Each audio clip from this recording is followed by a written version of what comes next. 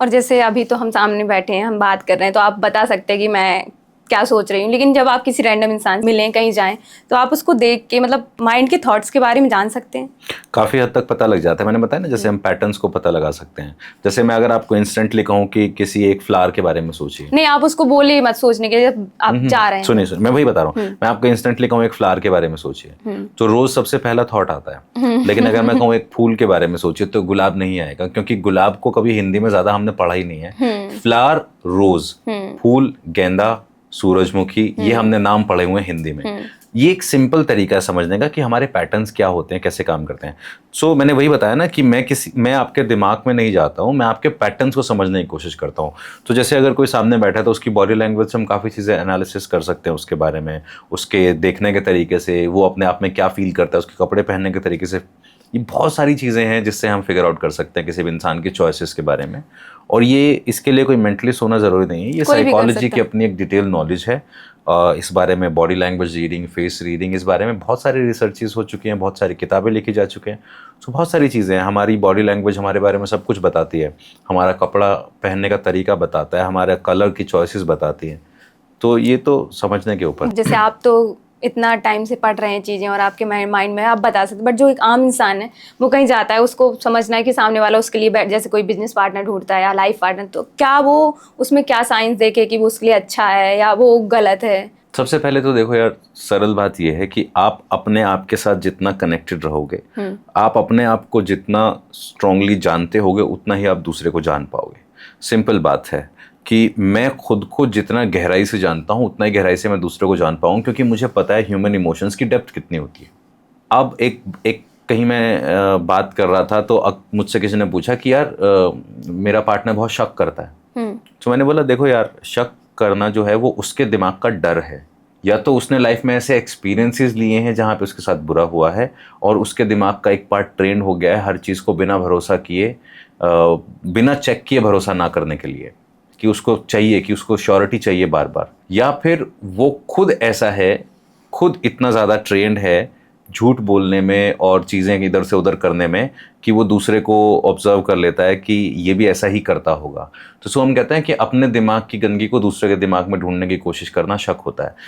आपका पार्टनर सही है या गलत है वो चीज़ बाद में है, पहले ये थॉट आपके अंदर आ चुका है, ये आपको पोल्यूट कर चुका है कि वो गलत है, तभी आप शुरू कर रहे हो उस पर शक करना। यही तो फियर है ना। अगर ये श्योरिटी हो कि ये बॉटल है, मैं इस पर शक ही नहीं करूँगा। लेकिन अगर मैं आपको ये कह दूं ये पानी जहां से मैं लाया हूं ना, एक बार पी के देखना, आपको पता चलेगा ये कैसा पानी है, अब आपके दिमाग में इस पर डाउट चालू हो जाएगा। और अगर आपका दिमाग मेरे प्रति भरोसा करता है तो आपको लगेगा मैं कोई अच्छी चीज़ ऑफर कर रहा हूँ। अगर आपका दिमाग अंदर से अच्छा फील नहीं करता है मेरे लिए, तो क्यों पिला रहा है पानी, क्या कुछ कुछ गड़बड़ तो नहीं है, ऐसा क्या मतलब। लोग इतना ज़्यादा सेल्फ डाउट में है, इतना डरे हुए हैं कि वो अच्छी इंटेंशन के पीछे भी ढूंढते हैं ये मेरा भला क्यों कर रहा है। पॉइंट ये है कि जब आप किसी से पहली बार मिलते हैं और ये जानना चाहते हैं कि वो अच्छा इंसान है कि नहीं, सबसे पहले तो 2-3 बातों का ध्यान रखें। पहला, जेन्युइनली उनको सुने।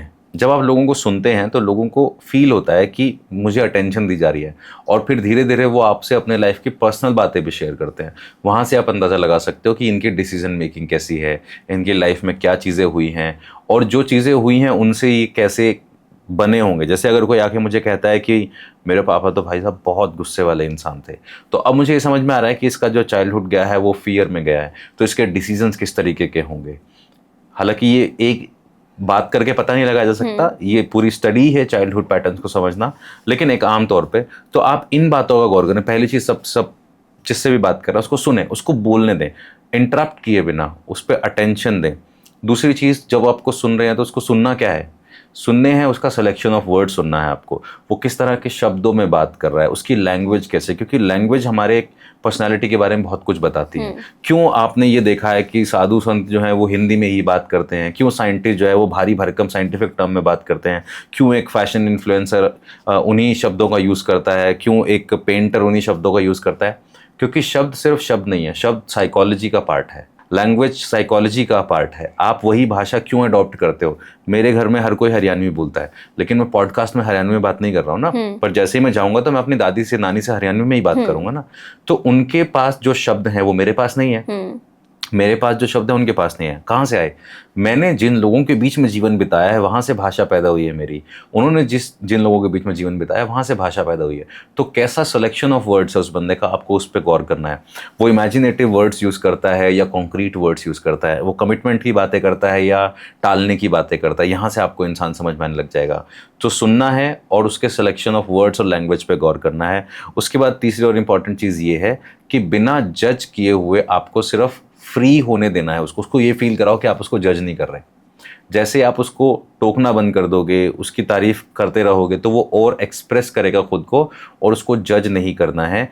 तो इंसान अपने डार्क सीक्रेट्स भी आपके सामने ला के रखने लगता है कि ये मेरा सेफ जोन है, यहाँ तो मैं बिल्कुल बिंदास होकर बात कर सकता हूँ। तब आपको पता चलता है ये इंसान के फियर्स क्या हैं, इसकी वरीज क्या हैं। पता है कि अगर किसी को मैनिपुलेट करना है तो उसका सबसे पावरफुल टूल ये है, आप इंसान से वल्नरेबल और इमोशनल बातें करो, उसको आपके सामने खुलने दो, उसकी इमोशनल बातें आपको पता चलती हैं, और फिर लोग उन बातों को यूज़ करके मैनिपुलेशन करते हैं। फॉर एग्जांपल, अगर आप से बात करते हैं, मुझे पता चले कि आपको कोई फाइनेंशियल इशू है, या आपको किसी पर्टिकुलर प्रॉब्लम फिजिकल से रिलेटेड कोई प्रॉब्लम है, या आपको कोई स्पिरिचुअल इशू है, तो जैसे ही मुझे पता होगा और कल को मुझे आपको कोई आइडिया बेचना है, तो मैं आपको ये कहूँगा कि यार ये बॉटल ना उसके पेन पॉइंट यस उसके पेन पॉइंट पे, कि इसका पानी जो है ना ये हमने एनर्जाइज कराया है, पता है तुझे, इससे फाइनेंसेस बहुत अच्छे हो जाते हैं, घर के चारों कोनों में पानी के छींटे मारने। This is what is happening. Manipulation is all about knowing their weakness and insecurity and playing around. तो फिर हम तो किसी को भी मैनिपुलेट कर सकते हैं। यही तो हो रहा है, सेलिंग इंडस्ट्री, ब्रांडिंग इंडस्ट्री यही तो कर रही है, सब जगह यही तो चल रहा है। They know there customer, and how do they know there customer? वो अपने कस्टमर को सुनते हैं, वो अपने कस्टमर को फ्रीली बोलने देते हैं, वो अपने कस्टमर को जज नहीं कर, ये नहीं फील कराते कि हम उसको जज कर रहे हैं। आप एक बात बताओ, मैं किसी को फेयरनेस क्रीम बेचने जा रहा हूँ, लेकिन मैं उसको ऐसे बेचूंगा कि मैं उसको ये भी नहीं बोलूँगा कि तुझे इसकी ज़रूरत है। तो पहली चीज़ तो मुझे अपने कस्टमर के अंदर से ये निकालना है कि मैं उसको जज कर रहा हूँ, राइट। मान लो मुझे किसी को फेयरनेस क्रीम बेचनी है और मैं जाकर उसको बोलूँ, भाई तेरा कॉम्प्लेक्शन बहुत डार्क है यार, अच्छा नहीं लग रहा, तो बोलेगा यार तुम अजीब आदमी हो, तुम ऐसा कोई मुंह पे बोलता है किसी के? वो पहले ही पॉइंट पे मुझसे डिस्कनेक्ट हो जाएगा, मेरा प्रोडक्ट नहीं लेगा, राइट। तो मैं उसको ये नहीं बोलूँगा तेरा कॉम्प्लेक्शन डार्क है, मैं उसको ये बोलूँगा कि दुनिया में 90% लोग ऐसे हैं जो इस क्रीम को यूज़ करते हैं ताकि उनका कॉम्प्लेक्शन बेटर बन सके। मैं उसको शिफ्ट कर दिया कि लोग मोस्टली क्या कर रहे हैं ऐसी कंडीशन में। तो अब किसी को भी जानना है, पहले खुद को जानो, दूसरे को बोलने दो, उसको जज मत करो, उसके सिलेक्शन ऑफ वर्ड्स पे ध्यान दो, उसके पैटर्न्स आपको खुद समझ में आने लगेंगे, उसके डिसीजन लेने के तरीके समझ में आने लगेंगे। एंड आई थिंक इसके लिए कोई रॉकेट साइंस नहीं पढ़नी पड़ती है आपको, कोई साइकोलॉजी नहीं पढ़नी पड़ती। खुद को बेटर जानो, दूसरों को अलाउ करो बोलने का, you will understand people, it's easy.